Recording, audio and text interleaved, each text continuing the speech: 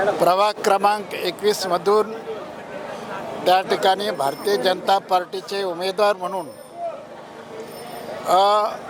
21 अ मधून माधुरी सुतार, ब मधून मीरा पाटील, क मधून जयवंत सुतार आणि ड मधून त्या ठिकाणी सुरेश गोपाल शेट्टी हे उमेदवार होते।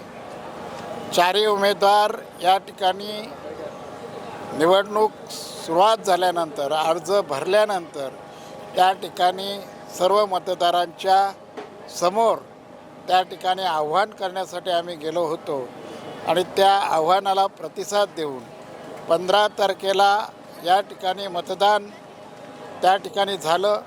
त्यामध्ये उत्स्फूर्तपणे मतदारांनी सहभाग घेतला आणि भारतीय जनता पार्टी आणि आमच्या चारही उमेदवारांवर विश्वास टाकून तो 16 तारखेला मतपेटी खोलली। त्यामध्ये चारही उमेदवार प्रचंड मताधिक्याने त्या ठिकाणी निवडून दिलं आणि म्हणून त्या ठिकाणी मतदारांचा आभार मानणं या ठिकाणी कर्तव्य आहे। या भावनेतून ही आम्ही या ठिकाणी आभार रॅली त्या ठिकाणी काढली गेली। काही अंशी त्या ठिकाणी पोलिसांचा विचार होता की आपण या ठिकाणी काढू नये, परंतु पोलिसांनी नंतर सहकार्य केलं आणि हे विजय रॅली की आमची कुठल्याही पद्धतीनं आमच्या 21 पॅनलमधील जे चारही उमेदवाराकडनं आम्ही हमीपत्र देतो की या ठिकाणी कुठल्याही पद्धतीचं गैरवर्तन त्या ठिकाणी होणार नाही। एक शांततेनं शिस्ती पद्धतीनं या ठिकाणी आम्ही आभार रॅली काढू अशा पद्धतीनं आश्वासित केलं। मॅडम, निवडणुकीच्या प्रचारानंतर आज ही आभार रॅली आज पूर्ण प्रभाग क्रमांक 21 मध्ये टाकण्यात आली।